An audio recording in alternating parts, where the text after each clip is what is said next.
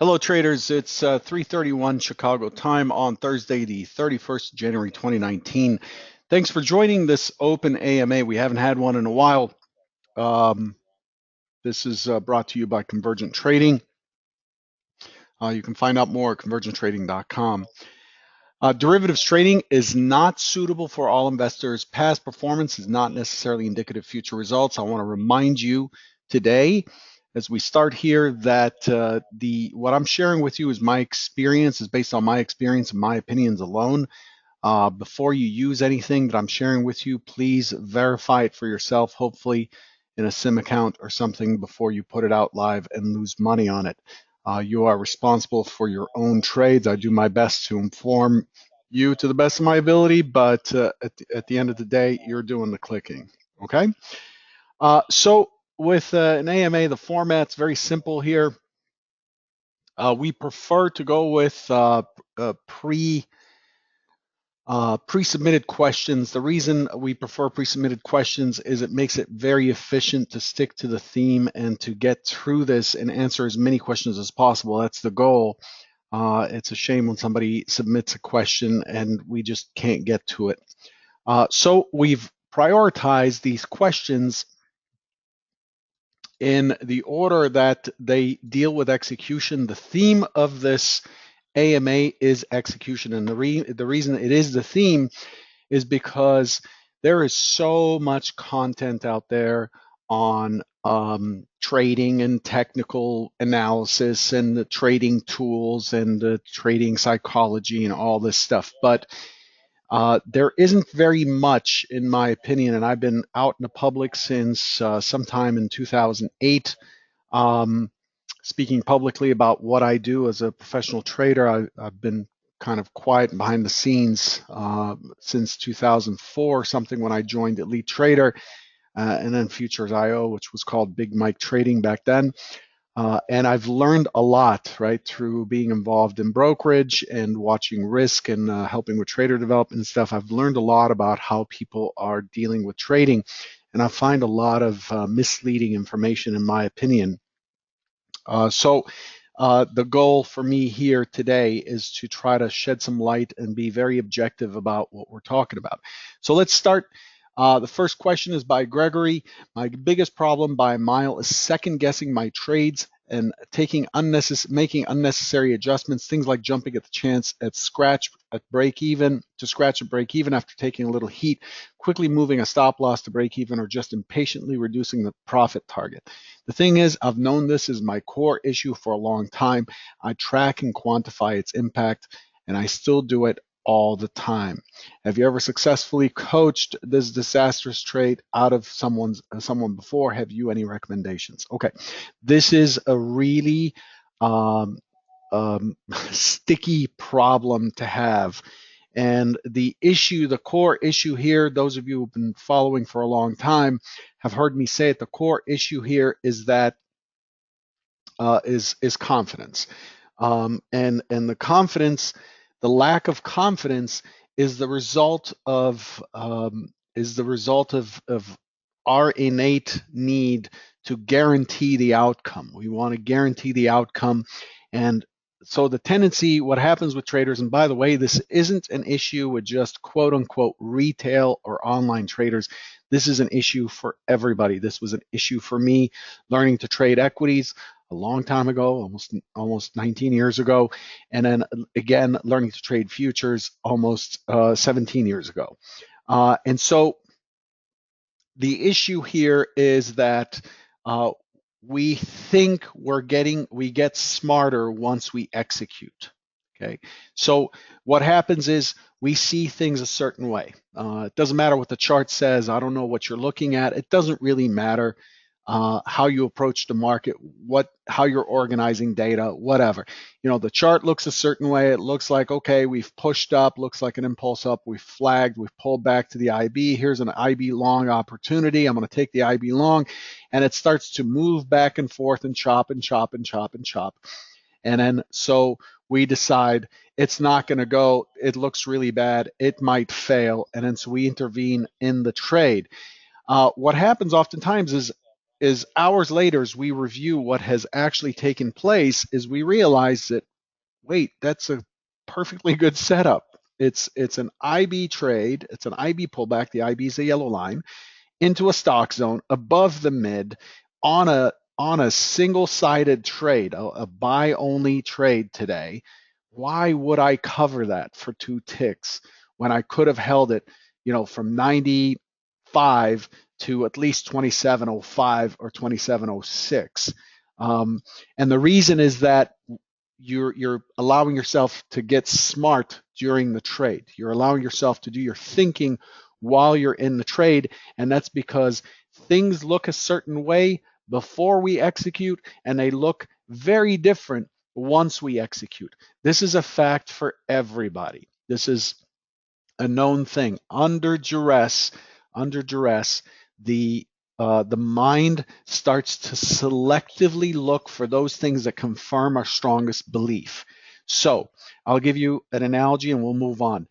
If you believe that your spouse, significant other, whatever, is cheating on you, then what happens is your mind starts to narrow all of the information that you've had, whereas the spouse has not changed her behavior or his behavior.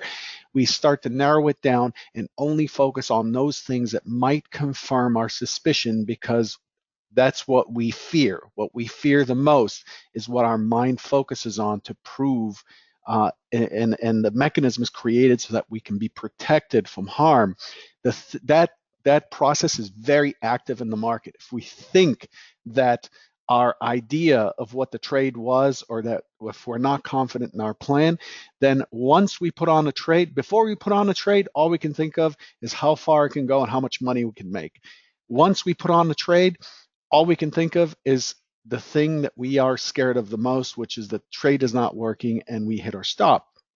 And so our mind starts to have a very strong bias towards proving those things that are going against us. And so as soon as we take some heat and it comes back to break even, you're all of a sudden going to close the trade. So maybe that helps, maybe that doesn't, but what do you do about it? That's what matters, and that's what this AMA is about. What do you do about it? Is you don't get smart. You set a stop that is reasonable, that you can live with, right, based on your account size, and just make a commitment to keep your hand off the mouse, because no matter what you do, no matter who you are, you cannot change the fact that this trade outcome is going to be random. You cannot control the fact that this trade has an equal opportunity to win or lose no matter what you do. It's the randomness that's built into the market and is built into life in general. Accept it and move on. There's nothing else you can do. The fact that you're tracking it should be feeding you, should be a feedback mechanism that tells you that how much it has cost you to interfere with your trades. And so you should believe those numbers. But at the end of the day, it's a little bit of discipline and the fact that you need to put yourself through the process of just letting go. You need to let go. Okay. Karen, is there something you use to tell you if your trade will be one to run or more scalp for a few points in ES? I use volume profile as likely targets for each contract, but want to get most out of each trade.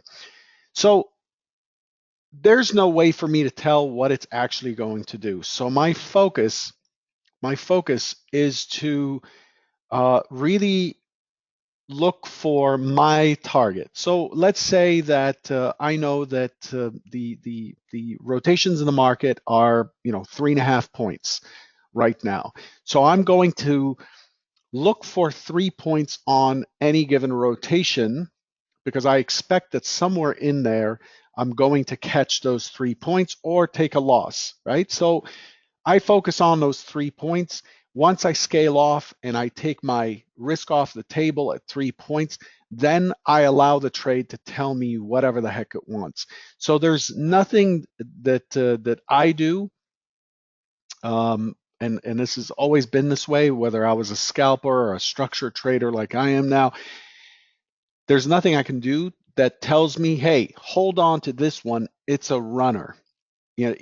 Sometimes I do get a strong sense that based on how it's moving, the shallowness of the rotations and stuff, that I need to keep my hands off, expand my scales, my scale outs, expand them out so I can get more out of the trade. But I'm always taking that first scale religiously at the same spot all the time. And that spot is determined by the volatility of the market, and that's it. And then the way I see it is anything beyond there, anything beyond that is gravy.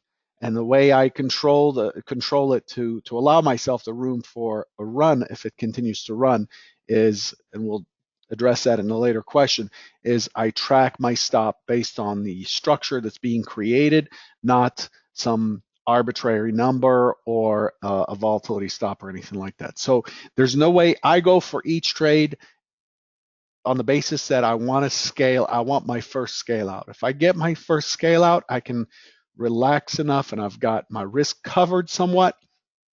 And then whatever the market yields beyond there, it does, and that's great. If it gives me my first scale out, moves another point, point and a half, 2 points, turns around and comes right back, then I close the trade, and that's all I got, and that's okay too.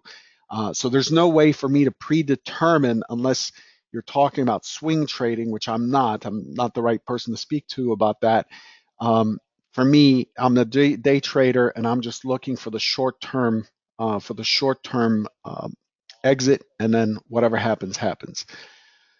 David, new listener here, just about a week, coming from a stock trading background. I'm having trouble with what an entry trigger is for the ES. Would you be able to go over an example or two? I hear lots of traders using just 2 points for a stop, but by the time I see any sort of intraday pattern to trade off of, like a reversal tail, it's always 4 to 5 points off the low. It is much different from trading stocks because of this required precision. It's getting harder and harder to execute trades because I get stopped out so often. Thanks for any ideas. Okay, so it's hard for me to talk about. Give me an idea, an example of how, we could spend 3 hours me talking about my process, and I've done videos on this, and Convergent members have many webinars on this. You're going to have to define a process that you follow, and if you're trading a reversal tail, for example, an excess low or something like that, you're always going to be 4 to 5 points off the low, because by the time you see it, I don't care who you are, by the time you see that it's a reversal, it's already gone that far. So at that point, unless you're trading with 6 or 8 point stops, chances are you're going to get stopped out.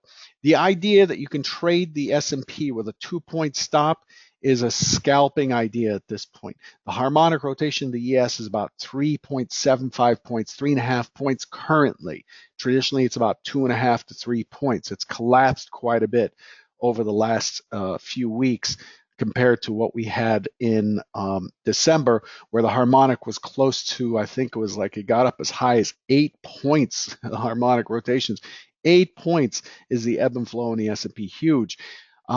So to me, a 2 point stop, you have to be really super precise, or you have to be someone that's taking about 2 points or less. So you're working with a profit factor that's not really that great.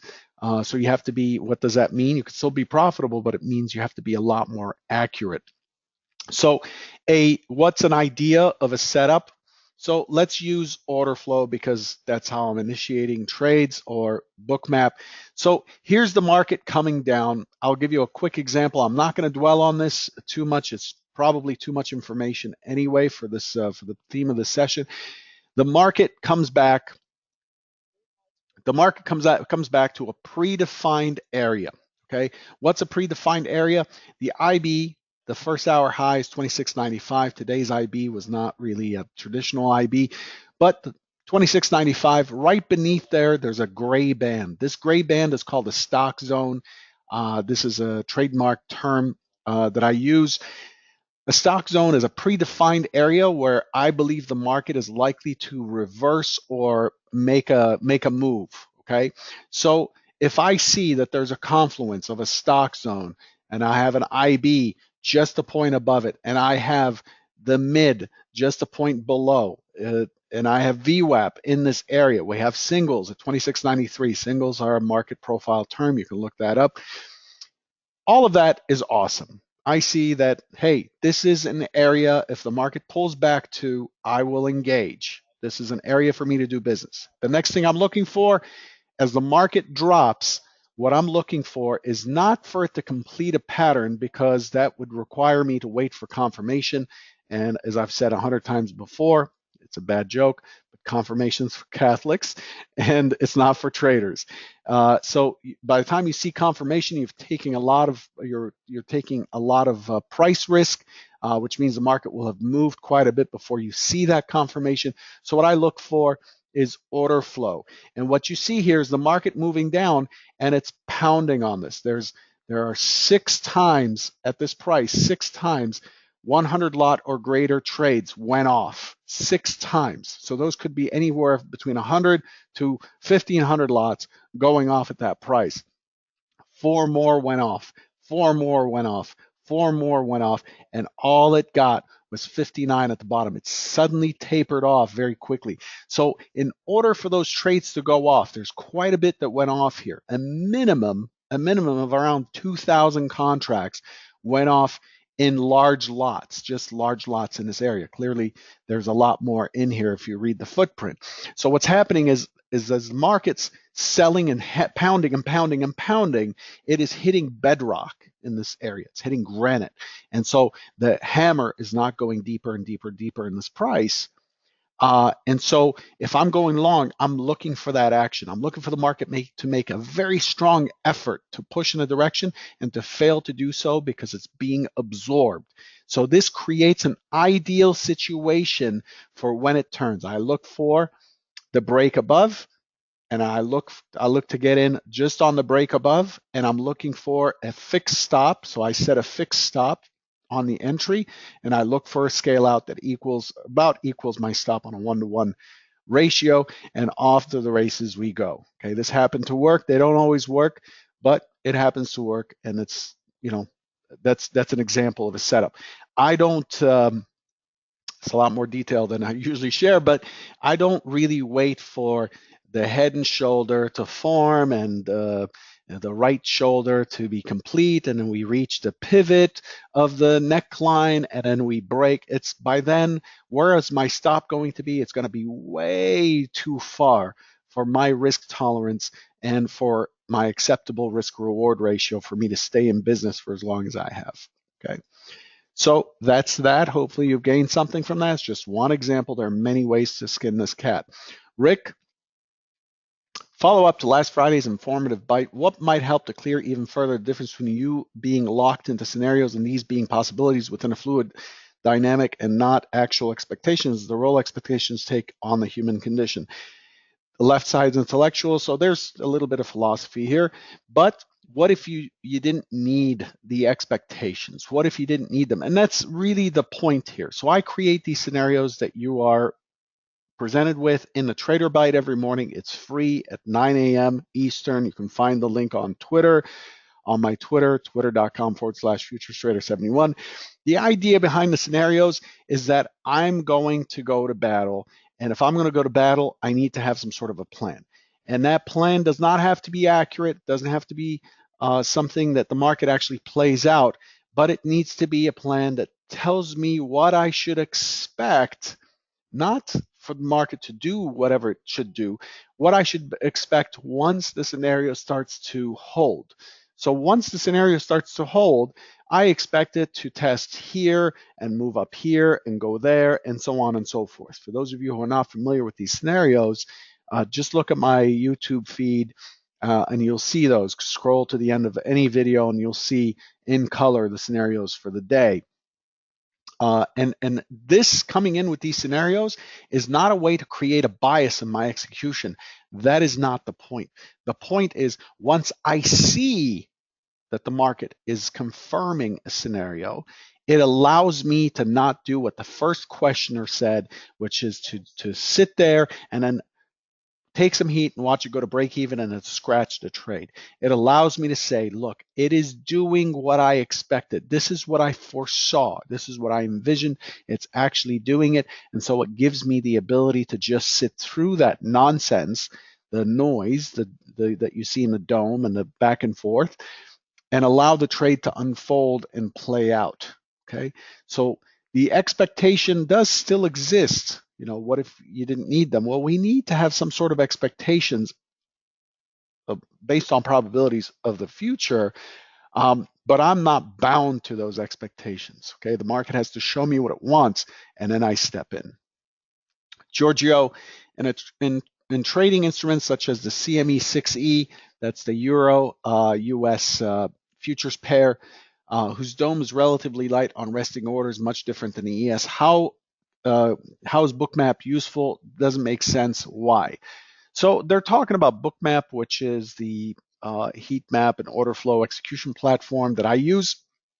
This is Bookmap right here, and it shows me the depth of the depth of market in the form of a heat map. And in a thicker product like the ZN, even the bonds, the Euro stocks, the S&P, those kinds of products, the FTSE, and so on, those kinds of products, we can see that the liquidity is fairly sticky. The liquidity sticks around and it generally trades out and things like that. But something like crude, which is a lot thinner, what you'll notice is that there's just a lot of noise, man. Just a lot of noise in this product, and that's fairly normal. But as it shows in the NQ, as it shows in the 6E and so on, there are a lot of flickering things.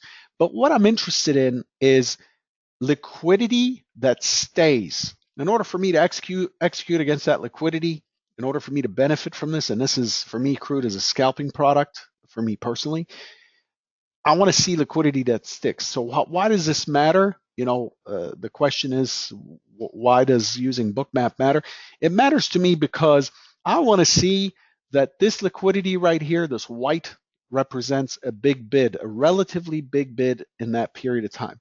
That white stays and stays and stays, and it's not just something that pops up and goes away like this. It sticks and sticks and sticks and sticks until the market trades to it. Now, there are some nuances I won't get into for when it trades into it, how it collides, how it retests, what does that mean, things like that. Like right here, we have liquidity that's stuck and stuck and stuck and stuck and stuck, did not cancel as the market moved to it. It's not spoofing liquidity because it would have canceled if it was spoofing liquidity. It's real liquidity, right? And so it sticks around and sticks around and sticks around, and boom, right there you have a collision. 74 trade against 105 or so, or 75 bid right here, 74 trade, and it falls through. This looks a little bit newsishy, but generally when this happens, I take advantage on thinner products. I take advantage of the pullback or the resumption. So this happened right here at 54. 54.70. If we move back to 54.70 on that session, generally we see that the market will turn a little bit and give us a scalp. There are many, don't just take my word for it. You need to test that for yourself. But liquidity, the lack of liquidity in a product such as crude, NQ, Russell, Dow, 6E, DAX, it still is useful. You'll see a lot more noise in the book than you would on the ES. But what matters is this.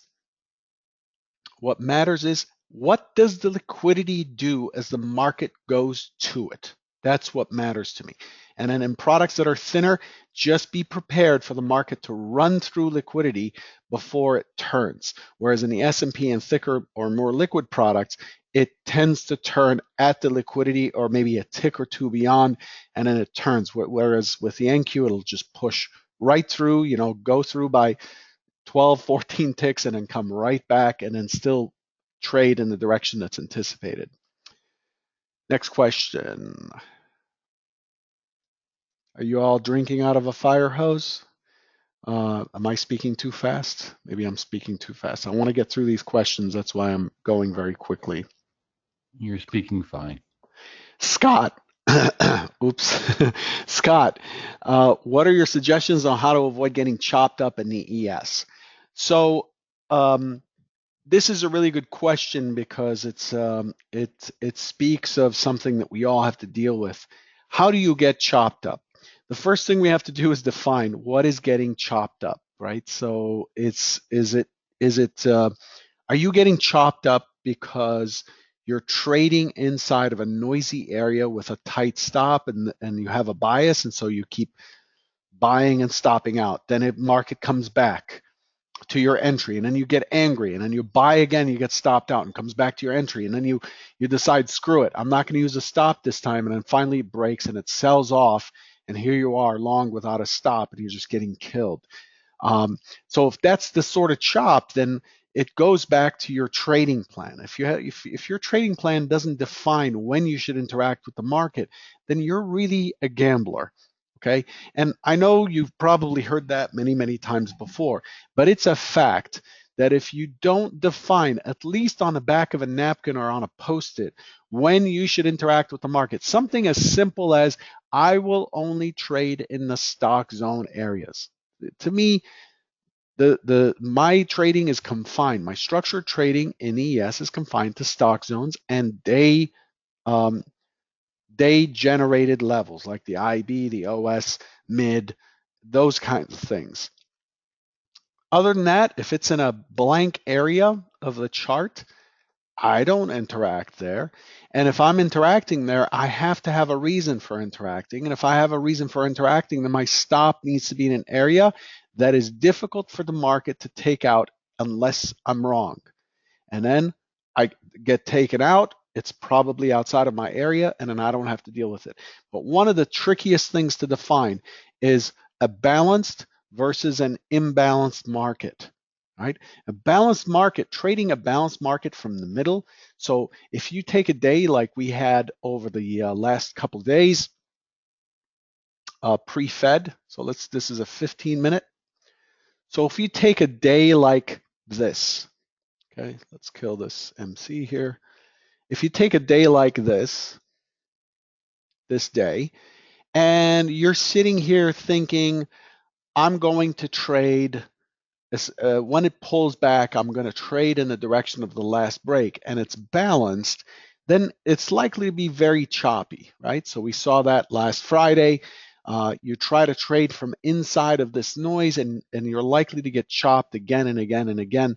So one of the trickiest things, and really a necessary thing to do, is to define the kind of day we're likely to get, and that's where we use things like what's the opening type, where are we opening relative to the prior day, where are we opening relative to value if we're inside of the prior day, relative to the prior day's close, what kind of open did we have, what kind of an opening swing. Those things are intended to feed us with the kind of information that allows us to preempt or guess as to what quality trade we should have. Should we be trading breakouts? Should we be fading breakouts? Should we be trading pullbacks to the middle?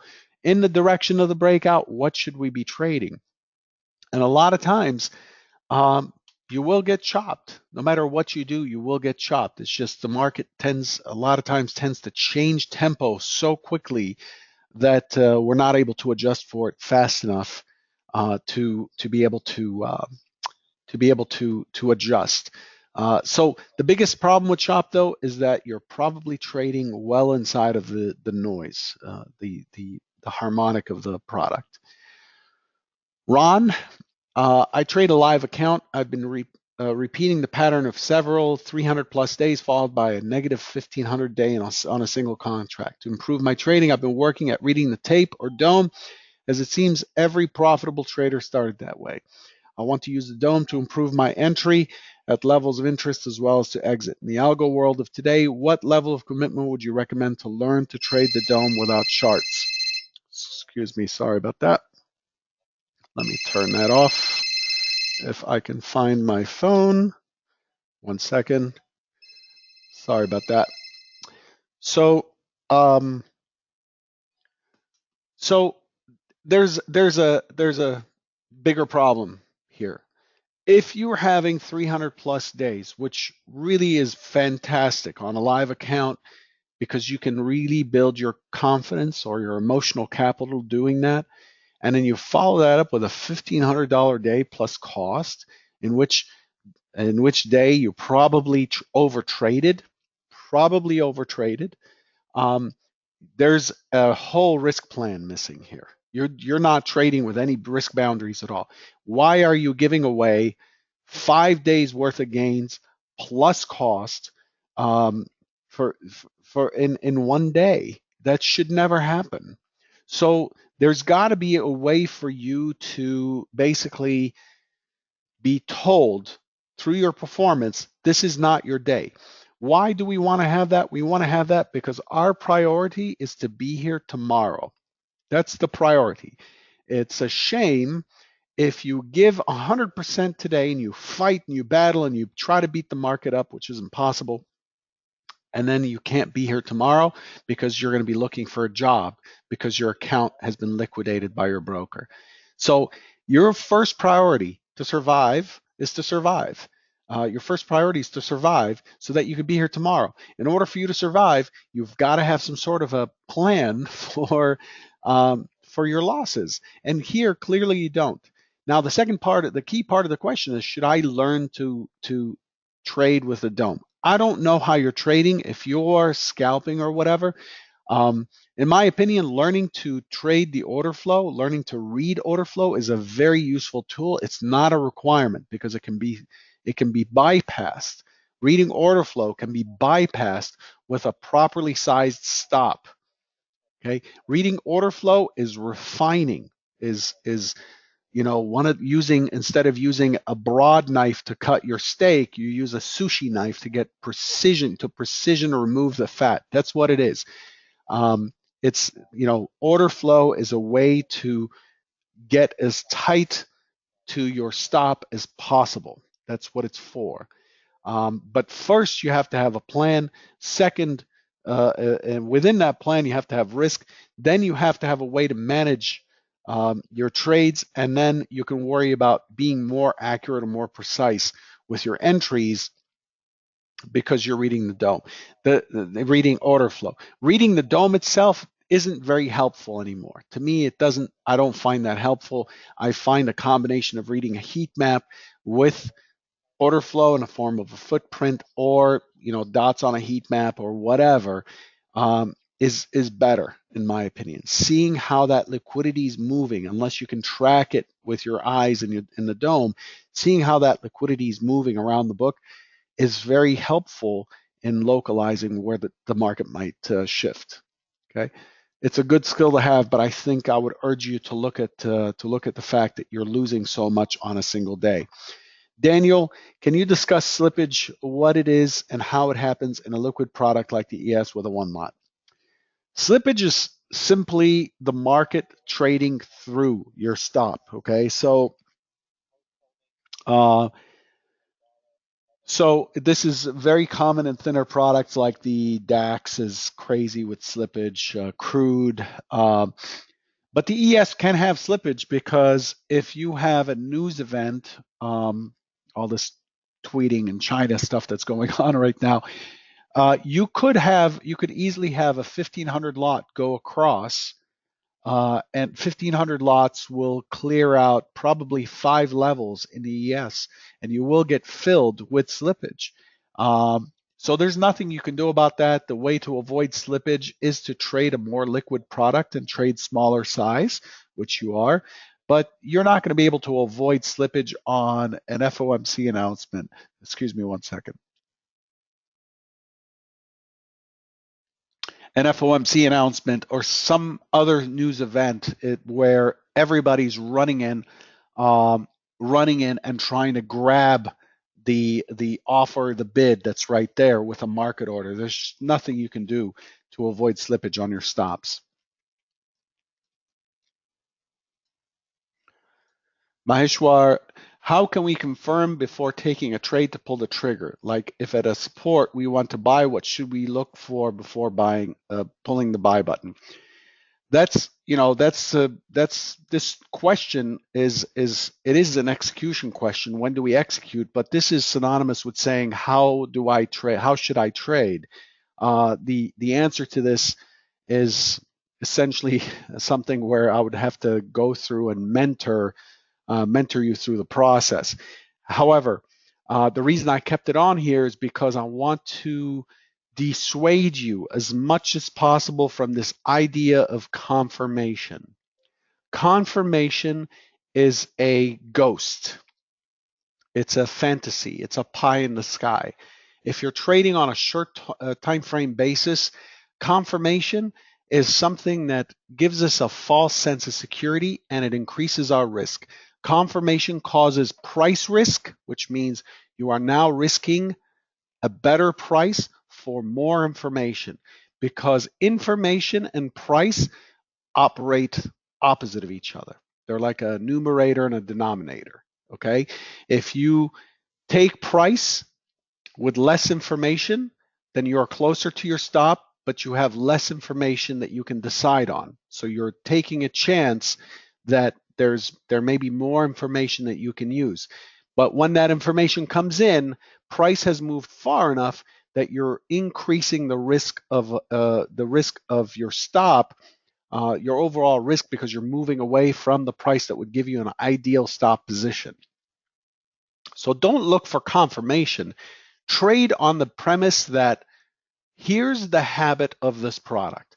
In this product, more likely than not, and this can be vetted out through statistics and so on. If you're part of Convergent, you would get the cheat sheet, the market cheat sheet, and it has a bunch of statistics, and you can play with those statistics. Probability of neutral, historical probability of neutral, meaning taking out the IB high and the IB low. In the ES, I was just talking about this 2 days ago in a trade talk at Convergent. The probability of that, historical probability of that is 28%, 28.2%. This gives us approximately a 62% historical probability that once the market breaks one side of the IB, either the first hour is high or low, that most of the time, okay, approximately 2/3 of the time, it doesn't break the other side. And so we can build something around that. Especially if you're trading on a wider stop or a kind of a swing basis as an entry basis into a swing. That's a very good statistic to have. But whether or not this very next trade, as much as you've studied and done your homework and worked on it and whatever, this very next trade has a random distribution, has a random outcome, period. Because we never know what's going to happen, and this trade becomes a historical probability once it's done. So don't wait for confirmation. Just trade based on the likelihood of something happening. In real life, it is like asking someone to marry you based on the context of the conversations you've had with this person, based on how things are going, based on how you feel about them and how they may have expressed they feel about you. You ask them to marry you. And you're doing that because you know there's a good chance that he or she will say no, will say yes, right? But you don't know until you ask. And there's still a pretty good chance that they'll say no for whatever reason. It's kind of like that. Try not to make it so that everything is confirmed, because by the time it's confirmed, it's too late. They're gone. Okay? A silly analogy, but it's true in trading. There's just no way to really truly confirm. There's no such thing as a confirmation of a trade until it's done. Once the trade is done, then it's confirmed. But by then, you cannot make money off of it. Remember that. Teresa, what are the signs in the ES we should look for that a reversal in direction may be coming? For example, turning point at 9:57. So I didn't pull this up, but I wanted to tie this in with a question earlier where I showed the example of today's trade. There are many signs that a reversal may be coming, or is probably coming, or is likely to be coming. There are no signs that it will be coming. So you can define that in many ways. You can use, there are lagging indicators that do that, RSI, CCI, MACD, some sort of a moving average crossover, whatever, depending on your time frame. But there's no way for me to cover that here in terms of this is what we look for that says it's going to turn. There's no such thing, because oftentimes, and I think I'm starting to scare people about trading by talking about the fact that it is random, but this is We live every day with this randomness. Everything we do every day has this randomness component to it. It's just in trading, there are dollar signs tied to it and makes people uncomfortable. But your job is to find out how it behaves when it's likely to turn, identify that, and then trade every single time that those signs show up to really realize the edge. That's your job. And most people don't like to think that way, don't like to take every signal or take every setup, but most people aren't trading professionally either, even though they try and try and try for years. That's one of the issues, is you cannot predict or preordain what the product is going to do. All you do is you trade on the likelihood of something happening. Evany, I'm not sure how to say your name. What you think about risk reward, 1-to-1, 1-to-2, 1-to-3, and etc. What is your average per trade? You focus on it or not? So risk reward is an important component in that if you have a risk reward that's less than 1-to-1, you're having to be accurate a lot more. Your percent win has to be very high. So oftentimes I'll trade on a 1-to-1 basis. More often than not, I'm closer to 1.5 to 1.6, something like that. In a more volatile market, I'm looking at a 2-to-1 because I find those markets much easier to read and trade. 3-to-1 for me is not something that's achievable in my time frame. Although I leave runners on and sometimes they go quite a ways, it's not, when you take the aggregate of all my wins and losses, it does not get close to 1-to-3. Although for momentum-based systems, ones that have a low win percent, say 35, 30%, 40%, but then they make up for it because the loss, the wins are so big. The wins are 3 to 4 times the loss. Then you start to see that risk reward reach that 1-to-3. But in general, going below 1-to-1 is really, or even at 1-to-1, demands that your costs are low. It demands for you to be accurate. We have to be very accurate to trade at 1-to-1. Scalping, I'll scalp at 1-to-1 because I'm doing a very high frequency, a very high number of trades, and can keep my win rate in the 75, 78% region. Again, past performance is not necessarily indicative of future results, but you'd have to be that high on a 1-to-1 to actually cover your costs and make money, take something home. Place first stop, please tell about it more. You place your stop under same volume level, or you stop only in ticks. So initially, generally, I know this sounds very uncalculated, but I found this to work for me best. I set a fixed stop, and my stop is based on the harmonics of the product. Okay, so I look at what the rotational harmonics of a product is, and I base my stop on that. It's fixed. It's not some last low or whatever.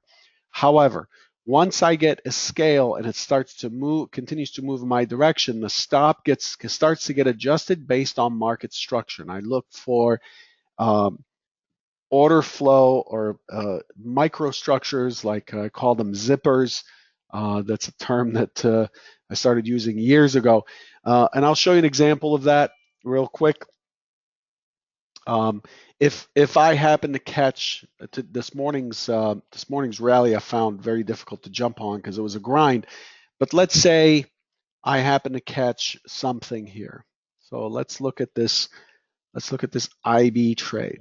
Okay, it's IB trade. So we're in this IB trade, and we've got a 3.5 point stop, looking for a 3.5 point target. The entry is around 95, so we're looking for about 98. Finally, we get a fill here at 98. Okay, our stop is down here at 92, which happens to be just below the low, but that's not the intention. Okay, once this gets done, once we get once I get the 98 and I've entered at 95, which is this where the VWAP was here, I start to look for, okay, this is the last high. I will start to look for, okay, we just pulled back. We're looking for the next high. I start to look for the prior zippers. Zippers look like they're easier to see when you look at the bid ask versus the last price.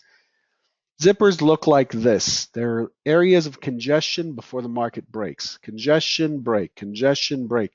And I start to use these zippers. So I look for if the market starts to push up here, I don't look at the last zipper. I look at the zipper before that and set my stop to an area below here. I do not use fixed stops. I don't recommend that you don't use fixed stops.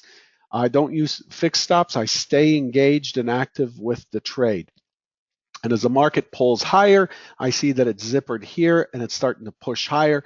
And then I move to the last zipper and tell myself, okay, I can't move my stop yet, and so on and so forth. So initially, my stops are fixed, and then they become dynamic once I've covered some of the risk on the trade. Kevin, could you please describe adjustments, considerations, strategies when trading thinner markets as opposed to more liquid markets, may be relevant with the intro of the new micro contracts? So it's what I discussed earlier with regards to how do you look at the liquidity, or how do you look at the Bookmap, for example, in the M6E or the 6E, the CME 6E contract, right? That's a less liquid product like crude, and I showed the chart of crude, or the heat map of crude, and talked about how it tends to run through. The adjustment in strategy is that it's likely to run through the prices that you're leaning on. So if you have in the NASDAQ, you happen to have, let's say, 6902 as a support area. In general, the way the NASDAQ does it is it'll push up and then it'll pull back to 6902. You'll see some potential liquidity there. You'll see some what looks like a support. And what it'll do is it'll actually hammer on that 6902. It'll create a collision and it'll run through and it'll go to 68.98 or something like that. We'll go to 68.98, consolidate, and look like it's about to fail, and then turn around and go above 69.02 and run to 69.30.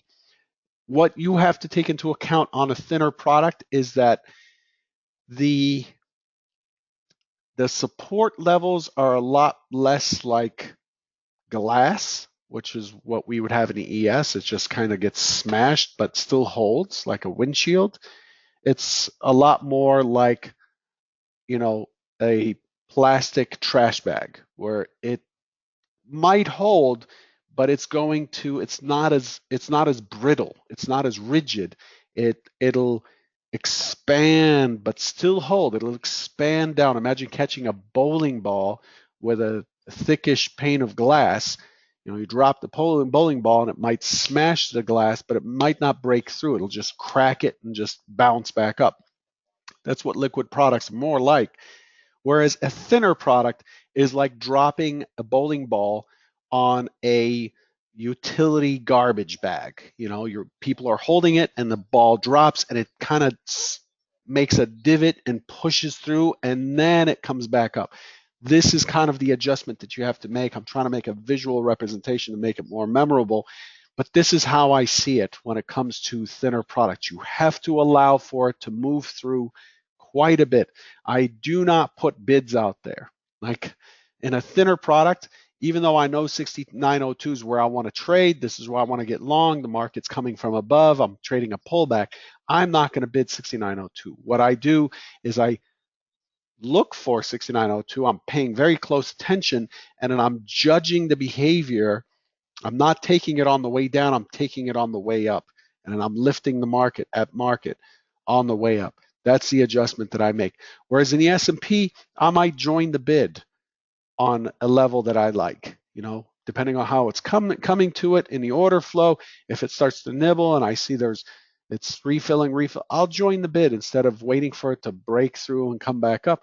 I'll join the bid because oftentimes I'll miss the trade in a more liquid product waiting too long. Joshua, two questions: how to get over hesitation due to the wild impulsive moves we saw in the past. So you must keep abreast, like how to get over this hesitation. One of the things you've got to do as a trader is you've got to keep um, keep track of what the volatility is like. What are the rotations like? Are they expanding? Are they contracting? Um, and there are studies that, I don't know what charting package you use, but there are studies you can create that give you a read on what the harmonics are. To me, wild impulsive moves, I love that stuff because it is like trading a market that's being replayed in high speed. You can see its intention much more quickly in a more volatile market. You can see the panic. You can take advantage of the moves much better in that sort of market. And so, uh, but as things slow down, I tend to not like it. The grind that we saw yesterday, the grind this morning before the break, those are just I don't know what it wants to do. I can't read it very well. So the hesitation you have for wild impulsive markets is probably the result of trading too big a contract or too many on too small an account. If you sit fast and save your money for a couple months, there may be a solution for that coming out soon. Much more important, will FT tell the story about how he drew down 8K?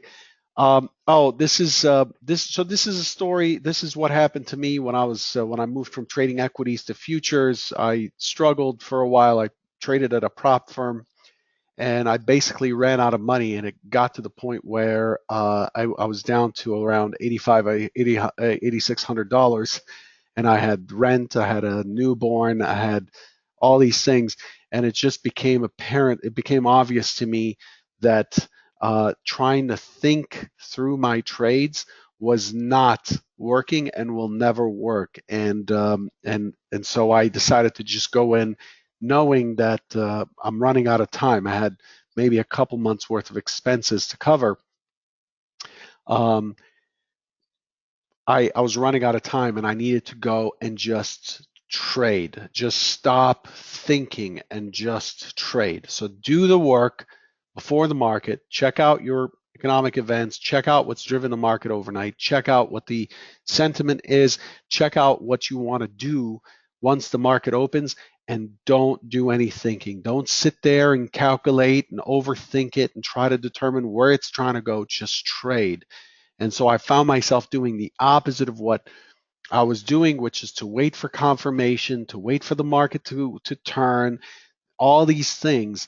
I just basically knew that if the trade worked, I'm holding on. If it didn't, I'm cutting it. And at the time, I was trading the Euro Stocks 50. The Euro Stocks 50, my first 1,000 euro day was in the Euro Stocks 50 back then. It was like 85 cents a euro.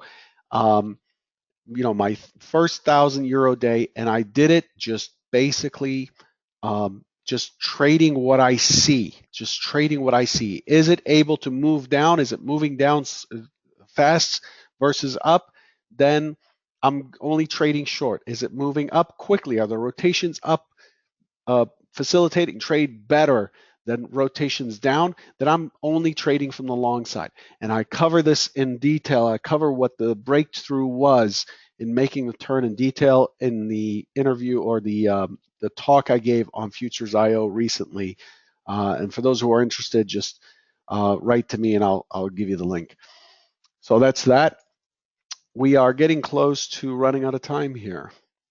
David, is Bookmap an essential tool for your style of trading? Follow-up question: is it possible for retail traders with small account to trade volume profile without an order book flow tool? Is Bookmap essential to my trading? It's not. It's very helpful, but my trading is built around pre-planning the areas that I believe the market is likely to turn and give me an opportunity that has an asymmetrical advantage, right? So these are the stock zones. These are the key areas in the market that I want to trade at. The order flow is intended to help me manage the entry, micromanage the area that I want to enter. It is not essential. I did not have Bookmap, whenever it was 4 years ago or 5 years ago. It didn't exist. They didn't invent it yet. And I was doing just fine. These things help us refine things, but also these things help us overtrade and get lost in all of the dots and whatever. I know a lot of people who would go and get an order flow tool and just overtrade things like Jigsaw and things like that. So, it's just these tools, and volume profiling is just a way of organizing information. Order flow tools are just a way to improve our entries and exits. That's all. But if you don't have a plan in the first place, if you don't have an organized way of looking at the market, then none of that's going to help you. I'm just being honest with you. It's just you're going to spend a lot of money buying things, and they're not helping you because you don't have a plan. Right? Lucas, when you enter a trade, when do you know you're wrong? I find it hard to believe that it's just an arbitrary number set by an individual's personal risk tolerance. That seems too difficult to create a plan around, as that number can change daily based on feeling. So I don't know why it changes daily based on feeling. If it's a studied number, like I use a fixed stop. I use a fixed stop. If the market moves far enough to get my stop, I am wrong. It's rotating against me. It's just wrong. So that's how I know I'm wrong. And trying to manage that stop ahead of time, trying to manage the stop ahead of time by entering and then trying to read what it's doing and then trying to respond to what it's doing in real time. It's just to me is over trading is likely to cause you to overtrade, and it's not likely to to yield good results. Do you have it set out before you enter your trade? Yes, I know where I'm wrong before. If you do not know where you're wrong before you get in, then chances are you're not very consistent and you're not doing very well as a trader. You have to know what you're willing to risk, at least in dollar amount, before you get in. And no, I don't adjust my stop. That's an amateur thing to do, not to offend you, but it is. Let me see if I can grab.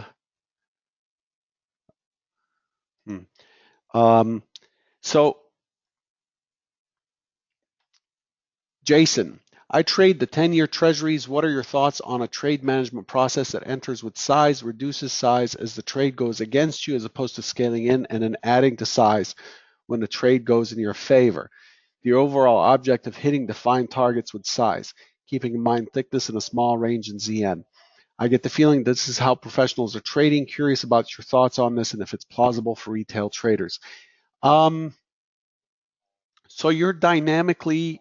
you're entering with all of your size, and as the trade goes against you, you're reducing size to minimize the position size if you get stopped, and then once it goes in your direction, you're adding size. That seems like a very, very advanced way to trade. The way I do it is the opposite. If I see that there's a wide area that I want to interact in, I generally don't do what you're talking about because what I want to do is drag. My intent is to drag the average down. So I want to add as the market, in a calculated way, by the way, not just ad hoc, add as the market goes against my position within a zone, because I know that it's impossible for me to catch the exact price that that would cause me to have the perfect entry at that point. The market works in zones or areas. And so if I know that, look, I want to get long 2709, okay? And if I want to get long 2709, I know that it could move as far as 2706 because there's quite a bit of confluence in this area. and I expect, because of the way the big area just tested above and it's pulling back, I'm going to get in this area. What I want to do is drag my theoretical average or my scratch price down by adding more as the price goes down. Now, doing this without some sort of a plan is really detrimental to your trading account, but I can't comment about what you're saying here. It can make sense, absolutely, but it's not something I've ever done, and I would just say test it. Just see how that works. Are you able to dynamically manage a trade as it's going against you, or are you going to get stuck? Steve, James Dalton says that we're all doomed to make the same mistakes over and over again, just not as often as we gain experience. As we gain experience. So far, I found this to be true, much to my frustration. Do you find this to be true? And if so, what is your prescription to change or break the cycle? So this is actually true. This is actually true that we do repeat the same mistakes because those mistakes that we make are a part of our kind of design. And we tend to repeat these things when we have lapses in our focus. So our ability to focus and be disciplined is like a muscle. It gets tired sometimes, right? So if you have been dealing with a sickness, with family issues, trouble at home, some stressful event, you're going to find that your discipline muscle is weaker and you're more prone to errors. I've done this as well. I've posted horrible trades that I've taken at Convergent. I've posted trades where I've just bought the high and sold the low or whatever. And it's just because I know that there are other factors coming in, and those are errors, and it's true. The fact is, though, there's no place to practice here. You're trading against the best. You're trading against a wide variety of traders. You can't really afford to give yourself the room to just kind of create errors. How do you break the cycle of having errors, of making errors? Focused, deliberate practice. The way you break that cycle as a prop trader or as an online trader alike is to say, here's my problem. Based on my pretty detailed trade log, based on my very well thought out trade journal that is linked to my trade log, that is telling me this is an error I keep repeating. My focus this week is to just destroy this error.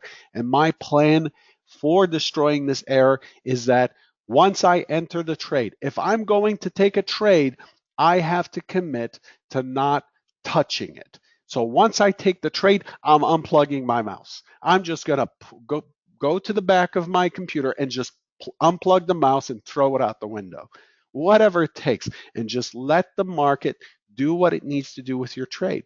If, for example, your error is micromanaging a trade, interfering with a trade, moving a stop, changing your bias, those are things you just have to decide. Like, are you going to commit or are you not? There's no other prescription. You want to keep doing the same errors, you want to get the same results, go right ahead. That's fine. But you're wasting time. But if you want to make a difference, if you want to make a change, the question you have to ask for yourself is what I'm doing right now going to serve or hinder my goal, which is to become a profitable, consistent, professional, career professional trader? That's the whole point of me creating Convergent, is to get people to think in those terms. Am I doing what I need to do to set myself up for success in terms of the progress that I'm making, not necessarily the outcome? Am I doing everything that I need to do to be able to do that? Or am I kind of not 100% committed, telling people I'm a trader, wanting to be a trader, but not really getting the work done? At the end of the day, it's not what you see on TV when you see a star basketball player, football player, golfer, whatever. That's not the effort. You're just seeing the polished, finished product. What gets people to that polished, finished product is the focused, deliberate practice and the grueling repetitiveness and dedication and grit day in, day out that results in that polished product.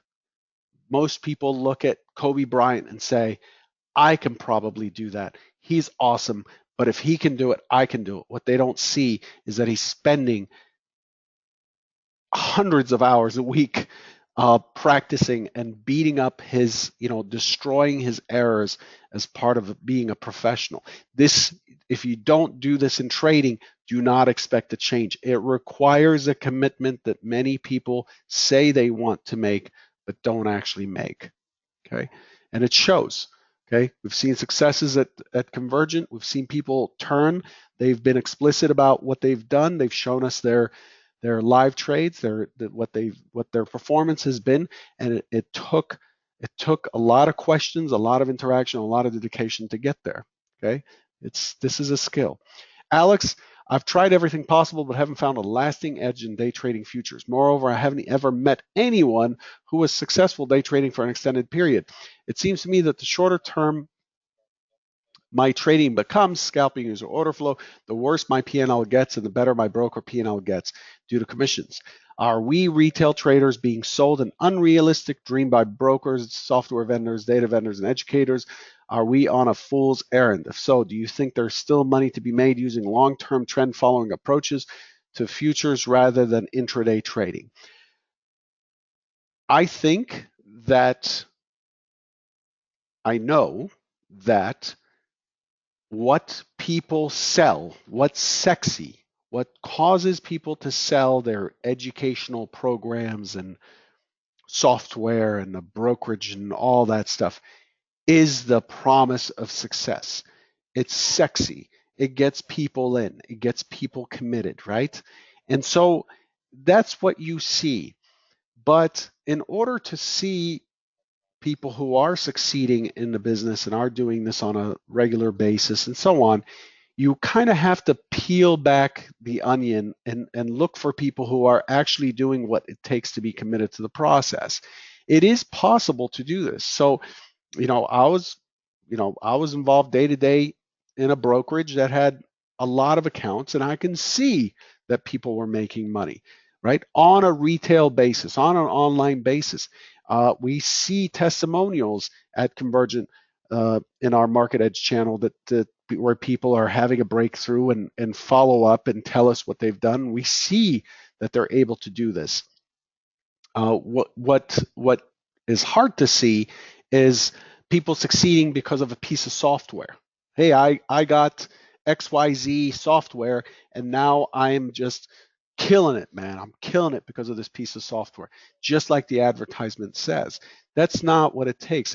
I don't believe this is a fool's errand. I believe it's very difficult, but you're right. The shorter the time frame, especially on the retail level, on the online level, the shorter the time frame, the more difficult and the more costly this is. Okay, but trading futures, especially at current notional values, on a swing basis, requires a bigger account. It requires you to be in a $35,000-$50,000 account to trade reasonably trade a two lot for a trend. It is easier, I think, to find people who are swing trading or trading on a longer time frame. But my temperament as a person, and for many people, I don't like to hold an open position for a long period of time, especially overnight when all this news is coming out. I don't want to sit here and wait for 3 days for a position to break out of a balance and move in a trend to who knows where. It's not my thing. My preference is to keep my costs down and to trade short term, but with structure. So if you're scalping, I'm going to say stop scalping. Scalping is not is for most people is not a profitable proposition. It requires a very low cost structure. It requires a lot of professional tools, professional connections, and so forth. Stop scalping. Create intraday structure. It's a good balance between using intraday margins and walking away at the end of the day with whatever you made or lost for the day, and it's done. Tomorrow's a new day. You're not nursing a position tomorrow, the day after, next week, and so on. And you can do that with a much bigger account. So those are the execution-based questions. There are other questions here. There are about 5 or 6 other questions. We're over our time now by 10 minutes. I'm going to cut it short here. Is there anything I missed, Yoda, in terms of execution-based that was asked during the event? There were a number of questions. Execution base. There was one I think you've answered already about hard stops. There was one, do you recommend hard stops on the ES future contract while scalping using 1-minute bars? Mm-hmm. But I think that's been addressed. Yeah, well, I would dissuade you from scalping in the first place, like I was just telling Alex, but I do recommend you use hard stops until you truly are consistent and unemotional about your trading. You get yourself in trouble by not having hard stops in place. And also, if your connectivity is not as great as it can be, I'm on a fiber line here in Chicago. I have 6 milliseconds to the exchange. And so I can afford to trade without hard stops, but I don't recommend others do that. But I think overall you've addressed a lot of the themes that have come through the questions, and because of the time, I think we'll just end it there. Very cool. I want to thank you all for showing up. If you have further questions, you can hit me up at either convergenttrading.com or FuturesTrader71.com or on Twitter, twitter.com/FuturesTrader71. Thank you, Yoda, for moderating and helping me out and answering some of these questions here. Thank you, everybody, for showing up. I hope you walked away with something that you can look into and apply to improve yourself as a trader. Good luck.